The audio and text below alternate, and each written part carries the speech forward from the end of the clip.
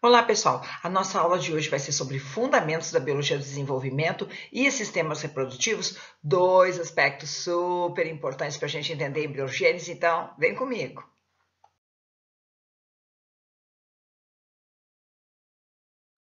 Vamos começar lembrando que os seres vivos são formados por uma cascata organizacional, mas o que é isto? Ele é constituído por pequenas estruturas que são os átomos, que depois fazem as moléculas e que vão formar então as células, os tecidos, os órgãos e todos os nossos sistemas corporais. Também é bom a gente recordar que os seres vivos são compostos quimicamente por 4 grandes grupos de macromoléculas. São essas macromoléculas, as proteínas, os carboidratos, os lipídios e os ácidos nucleicos, não é? Que é o nosso material genético. Sem essas macromoléculas, não seria possível a gente ter a nossa estrutura fundamental do ser vivo, que são as células. Em termos funcionais, os organismos vivos possuem 3 grandes propriedades. Eles têm a capacidade de se reproduzir, eles têm a capacidade de se autocriar e eles têm a capacidade de manter o seu equilíbrio interno em relação ao meio ambiente. Aqui o que nos interessa mais é a autocriação, que começa com a reprodução e que nada mais é do que a programação genética que leva ao desenvolvimento do nosso embriãozinho, que é coordenado pelo próprio material genético do embrião. Dada a relevância do material genético, vamos recordar rapidinho como é que acontece a síntese das proteínas a partir do nosso DNA. Como vocês sabem, nós temos uma célula e dentro da célula nós temos uma maior organela que é o núcleo. E lá nós encontramos os cromossomos. Os cromossomos, eles são uma mistura química entre moléculas de DNA com proteínas estruturais, as estonas, não é? E não estruturais. Bem, o mais importante aqui é relembrar que o DNA contém segmentos que vão ser chamados de genes. Muitos desses genes vão servir para informar que tipo de proteína vai ser sintetizada lá na nossa célula, no nosso citoplasma. Para isso, a gente vai precisar fazer uma molécula temporária chamada RNA, com a ação da RNA polimerase, como a gente está vendo aí nesse filme. Uma vez que esse nosso RNA seja formado, ele inicialmente a gente chama ele de RNA heterogêneo. Sabe por quê? Porque nos eucariotos, alguns segmentos desse DNA vão ser extirpados, processo conhecido como splicing. Aí sim, ó, eu vou ter o meu RNA mensageiro maduro, que consegue agora sair do núcleo, ir lá para o retículo endoplasmático rugoso e interagir quimicamente com os ribossomos. No momento que acontece isso, outro RNA importante entra na jogada. Quem é ele? Aí é que está, o nosso RNA transportador, que vai transportar um dos 20 tipos de aminoácidos que a gente possui para poder sintetizar uma determinada proteína. Vale a pena aqui também recordar que nós temos aminoácidos essenciais e não essenciais. Os essenciais são aqueles que a gente não consegue produzir e que a gente precisa obter da nossa alimentação. Aí, ó, com essa interação, como nós estamos vendo, vai se formando a cadeia polipeptídica, que nada mais é do que uma ligação desses diversos aminoácidos, que é representado nesse filmezinho aí por bolinhas roxas, que no final, ó, acaba se liberando e se reestruturando, formando as nossas proteínas. Outras reações bioquímicas vão acabar produzindo os carboidratos e os lipídios, que também são moléculas essenciais, lá dentro das nossas células. Aí a gente tem essa bela estrutura que você já conhece e que nós não vamos, então, revisar. Se você tem alguma dúvida, vai lá e olha isso com o material de vocês do ensino médio. A única estrutura aqui que eu vou chamar mais atenção vai ser a membrana celular. A membrana celular porque ela é super importante para nossas células, até para poder formar os nossos tecidos e órgãos. Lembrem que ela é formada por uma bicamada lipídica, não é? E que vai conter proteínas transmembranas que conseguem atravessar ela, formando canais e poros, e também membranas proteínas periféricas, que são de fundamental importância, porque muitas delas vão fazer, às vezes, de transportadores, receptores, enzimas, proteínas estruturais, não é, do citoesqueleto, que ajuda a manter o tecido, e também proteínas de reconhecimento celular. O que é isso? As proteínas de reconhecimento celular funcionam como uma carteira de identidade para que o nosso sistema imune consiga reconhecer micro-organismos e consiga destruir eles. Só que na gestação a gente tem um problema. O filho tem a genética diferente da mãe e isso poderia levar a um ataque do nosso sistema imune. Portanto, por ação hormonal, moléculas como a interleucina 2 são produzidas para criar o que a gente chama de tolerância imunológica materna. Então, agora vamos falar dos 5 processos básicos da embriogênese, que são mitose, interações bioquímicas moleculares, adesão, movimento celular e morte celular programada ou apoptose. Vamos lá comigo. A mitose é um processo bem conhecido de vocês que trata nada mais do que a divisão celular, não é? E a gente vale lembrar também que logo depois que as células se dividem, elas entram naquela fase do ciclo celular conhecido como G1 ou interfase, que ela funciona, chega num determinado aumento de volume, ela vai conseguir agora replicar o seu DNA e entrar na fase G2, que prepara ela para uma nova divisão. Mas será que as nossas células se dividem indefinidamente? Não. Na realidade, elas se dividem mais ou menos até umas 50 vezes, depois elas entram num processo conhecido como senescência celular, que foi descrito por esse pesquisador aí, o Leonardo Hayflick, lá em 1968. Mas por que as nossas células entram em senescência celular? Isso tem a ver com os nossos cromossomos. Vocês lembram que o cromossomo tem na sua extremidade uma estrutura conhecida como telômero? Pois é, quimicamente o telômero tem um DNA que não é dupla fita como a gente conhece, ele é simples fita em que ele tem uma repetição enorme dessa sequência de nucleotídeos aí, TT-AGGG, certo?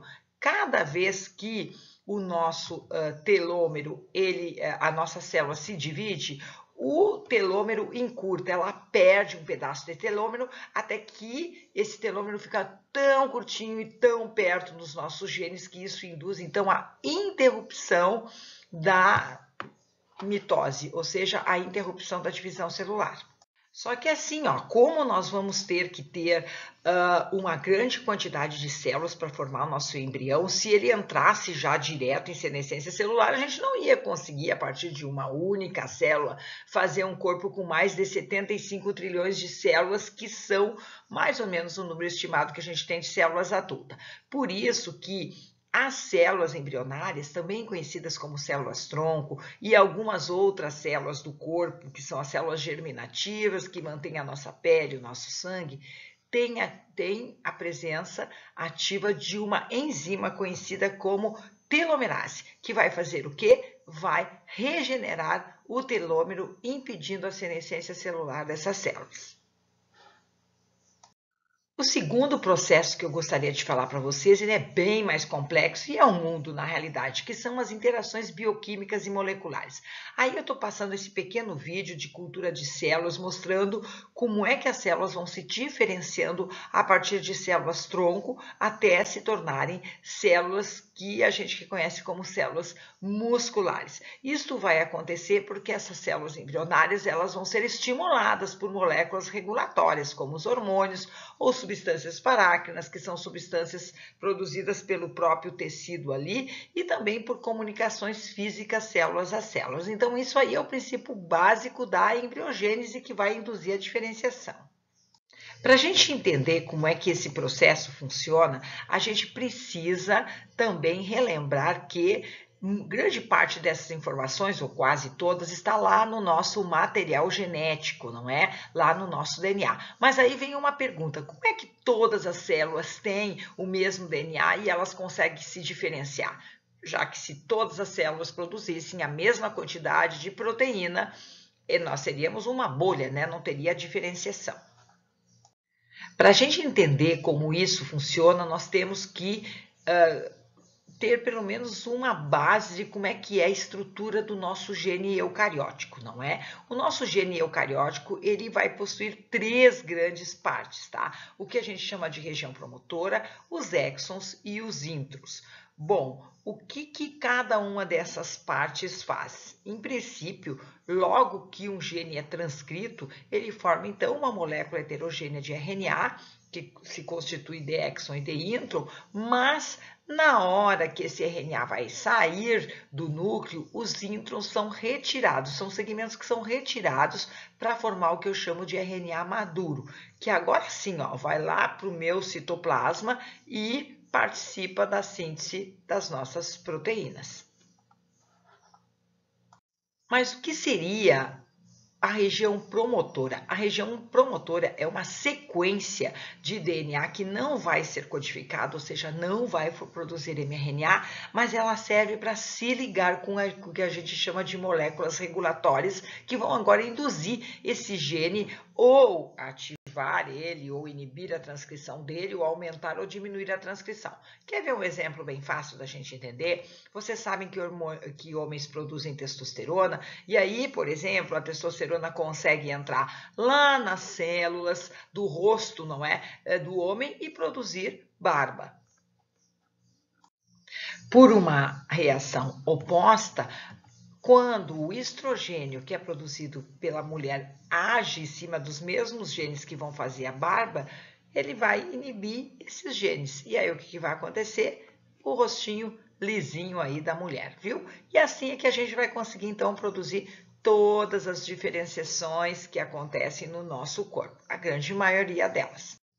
Também é super importante vocês saberem que existem moléculas ambientais, como por exemplo aqui o resveratrol, que a gente encontra no vinho tinto, que conseguem induzir a modulação, a regulação de genes que são benéficos ao nosso corpo, não é? Que tem ação antioxidante, anti-inflamatória, cardioprotetora, entre outras. Infelizmente, também outros fatores ambientais, químicos ou físicos podem, na hora da embriogênese, alterar essa programação genética, induzindo malformações. Esse é o caso da talidomida, que foi uma medicação utilizada lá no início da década de 60 contra enjoo das mulheres e que posteriormente se descobriu que ela acabava inibindo a formação principalmente das extremidades posteriores e superiores, não é? Criando então o que a gente chama de tragédia da talidomida, por isso que as mulheres não devem tomar nenhum tipo de medicação no primeiro trimestre da gestação.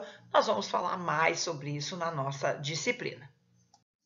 A partir do momento que nós descobrimos a relevância e identificamos alguns genes associados à embriogênese, a gente sabe que células tronco, aquelas células embrionárias, elas produzem, expressam alguns genes que não estão expressos nas células somáticas. E agora, então, com o manejo desses genes, a gente pode inclusive pegar uma célula somática aí do corpo de vocês, que nem o sangue, e transformar ela em embrionária e depois induzir ela a produzir outros tecidos diferenciados. Essas células são conhecidas como iPS e ainda a gente está apostando em muito estudo para poder utilizar elas no futuro na chamada medicina regenerativa.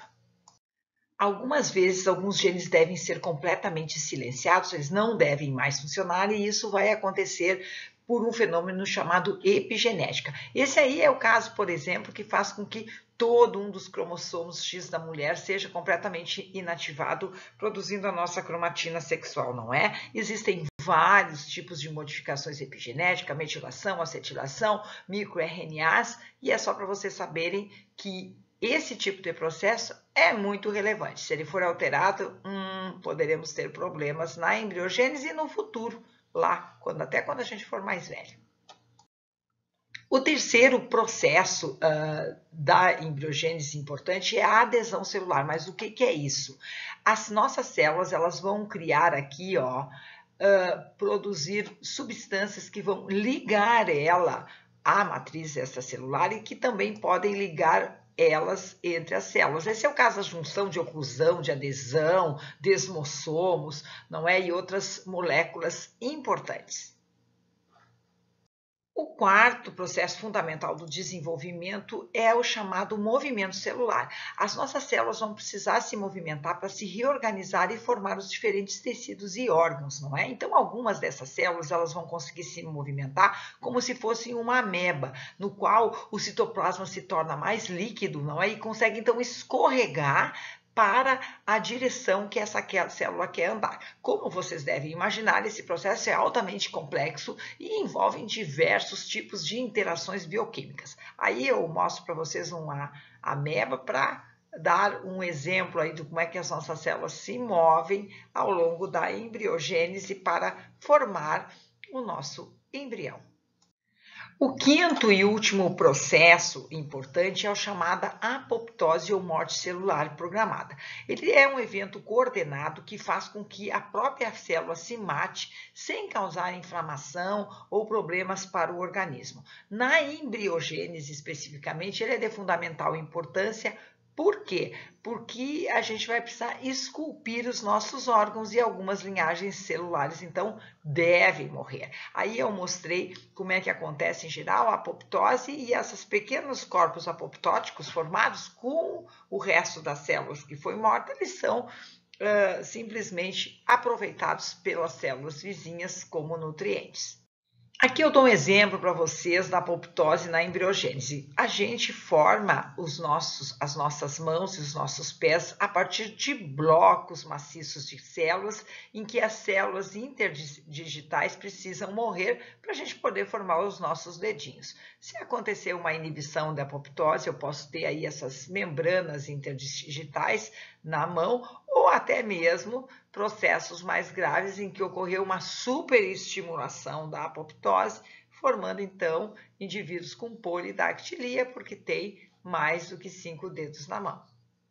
Bem, as coisas às vezes não dão certo e aí eu posso acabar desenvolvendo uma doença super ruim, que é o câncer, que também é conhecido como doença do desenvolvimento.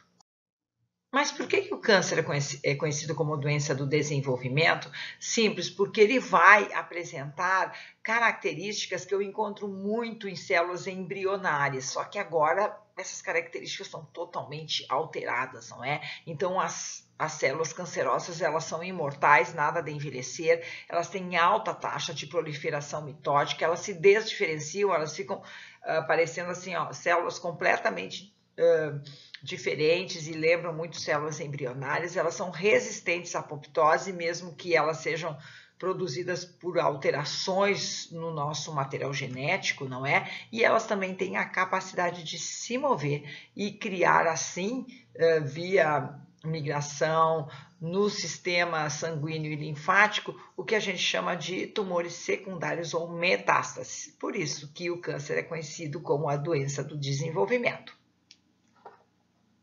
Agora chega de a gente falar de célula, tecido, molécula, vamos dar uma relembrada rapidinho no sistema reprodutivo masculino e feminino. Vamos lá.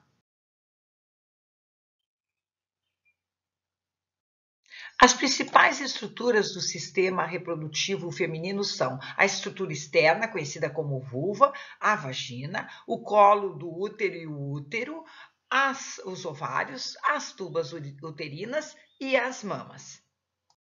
A vulva é composta pelas seguintes estruturas: pela abertura da vagina, da uretra, que é rodeada pelos pequenos e grandes lábios, e também por uma pequena estrutura conhecida como clitóris, que está associada ao prazer sexual feminino. As principais das funções da vulva, então, são a micção, o comportamento sexual, a menstruação e o parto.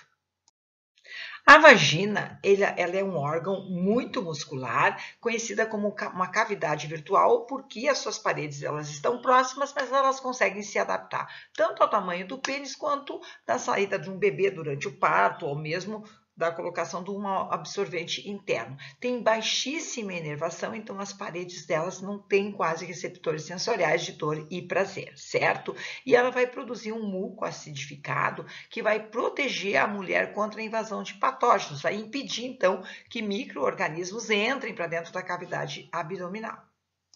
A vagina se avizinha ao útero, que tem na sua abertura uma estrutura conhecida como colo uterino, do qual é formado por um tecido um pouco diferenciado que vai formar um muco importante que forma um tampão, e esse tampão impede a entrada de micro-organismos também para a cavidade abdominal da mulher. Ele vai ficar mais liquidificado e vai cair esse tampão somente quando acontecer a ovulação para permitir daí a entrada dos espermatozoides, senão não tem como os espermatozoides entrarem para dentro dessa cavidade, tá? Ele, ao contrário da vagina, ele é altamente inervado e também está associado tanto com as sensações de dor, como é o caso, por exemplo, na hora do parto, quanto de prazer sexual.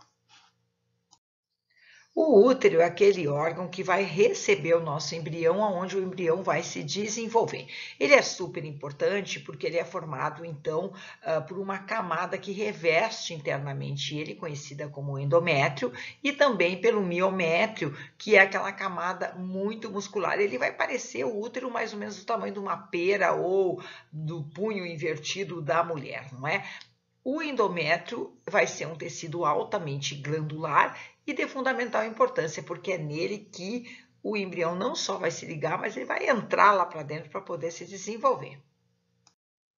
As tubas uterinas são aquelas estruturas que vão estar ligadas ao útero e elas são também de fundamental importância. Não pense que elas são passivas. Elas são órgãos altamente musculares que são revestidos por uma camada, um tecido epitelial ciliado que produz muco e que vai ser super importante porque ele vai empurrar o nosso embriãozinho em direção ao útero e também com esse muco ele vai alimentar inicialmente a nossa embriogênese.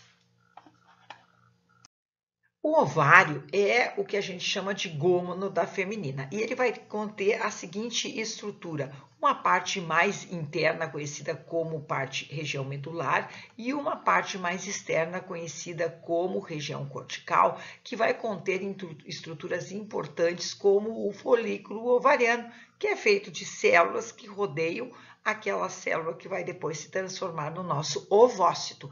Nós vamos abordar mais sobre essa formação aí dos ovócitos, da meiose, da oogênese, quando a gente vê fecundação.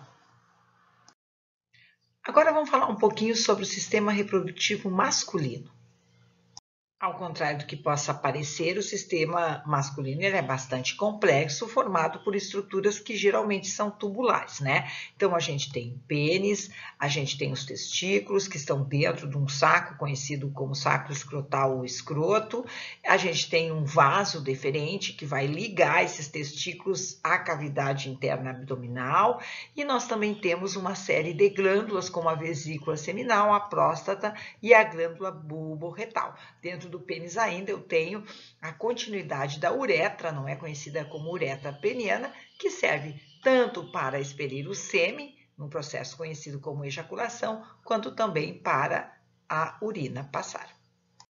Dentro dos testículos nós encontramos os túbulos seminíferos, que são estruturas que parecem canudinho, porque elas são ocas, não é? No centro, e é onde vai acontecer a espermatogênese, ou seja, a produção do espermatozoide e depois o amadurecimento, não é? Desses espermatozoides, que é um processo conhecido como espermiogênese, certo? Então, esses túbulos, aqui eu estou mostrando um corte transversal deles, eles vão possuir na sua parte mais periférica as espermatogônias, que depois se transformam nas espermátides e vão dar origem aos espermatozoides. Então, como vocês podem ver aqui, ó, no momento que os espermatozoides ficam prontos, eles ficam soltos e imersos num líquido aqui bem na região central. A diferença dos túbulos seminíferos entre um homem e um bebê, uma criança, é que na criança esses túbulos imaturos ainda são maciços, e aí depois, por morte celular ou apoptose, é que eles vão se tornar ocos, permitindo então a produção dos espermatozoides. Bom, vamos falar um pouquinho mais das estruturas do túbulo seminífero, certo? Então, eu vou encontrar aqui as espermatogônias que vão sofrer espermiogênese e vão dar origem às espermátides. Lembra aí, espermiogênese, meiose, não é? E essas espermátides vão se transformar depois nos espermatozoides, tá? O túbulo seminífero, ele é estruturado pelas células de Sertoli, que são células grandes e que criam projeções citoplasmáticas e se ligam uma na outra por junções de oclusão, protegendo então aí as nossas espermatogônias e espermatozoides. As células de Sertoli têm várias funções, dão suporte e nutrição às espermatogônias, fagocitam os restos que sobram das células na espermiogênese e também secretam um líquido super importante que vai transportar esses espermatozoides para o epidídimo, já que nesse momento eles ainda são imóveis, eles não conseguem se mexer.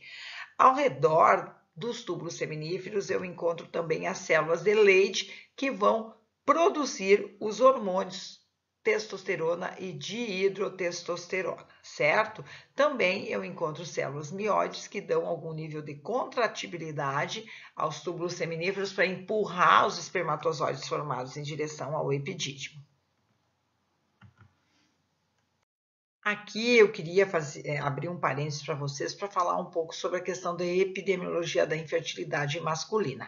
As nossas células espermatogônias são muito sensíveis ao calor, por isso que elas ficam fora do corpo do homem, mais ou menos numa temperatura de 35 graus e meio, porque 37 graus, que é a temperatura corporal interna da nossa, ela mata essas células. Então, pessoal, é o seguinte, ó, um dia de muito calor com uma cueca bastante apertada e ficar horas aí, ó, sentado, pode simplesmente fazer com que esse homem depois tenha dificuldade para se reproduzir. Também tem que ter cuidado aí com o celular no bolso e muito estresse, principalmente estresse oxidativo também por causa da alimentação, que tudo isso aí pode prejudicar a produção dos gametas e também de todo o material que forma o sêmen, que vai ser importante para a fecundação.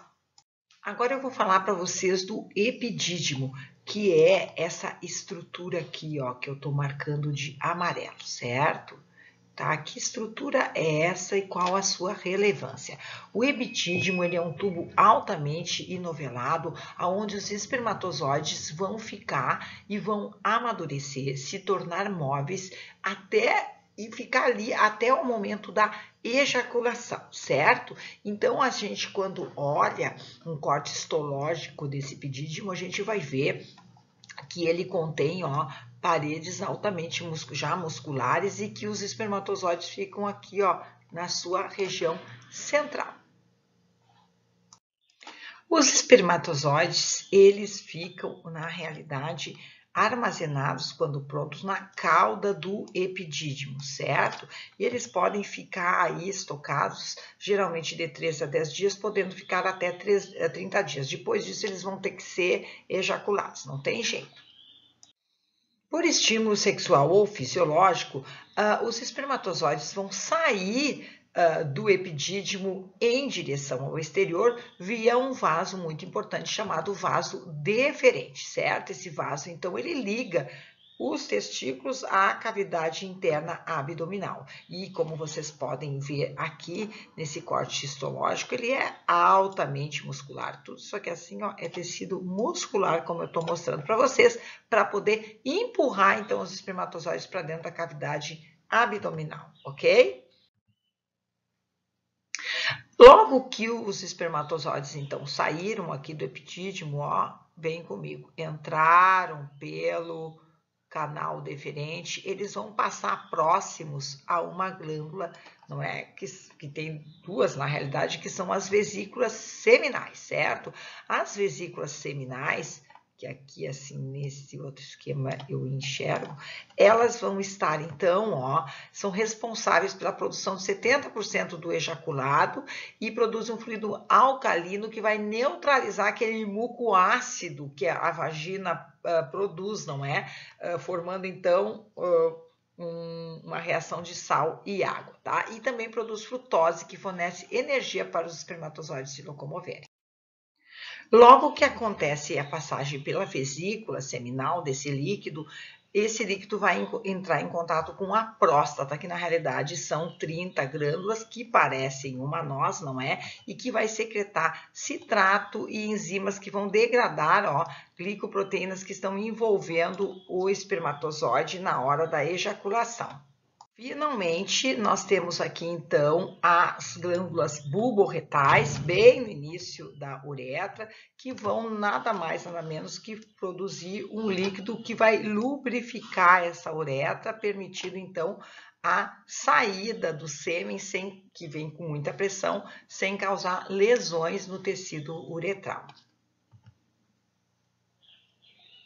Finalmente, a gente vai falar do pênis, que, como vocês sabem, é um órgão erétil constituído internamente pela uretra e por estruturas chamadas corpos cavernosos, não é?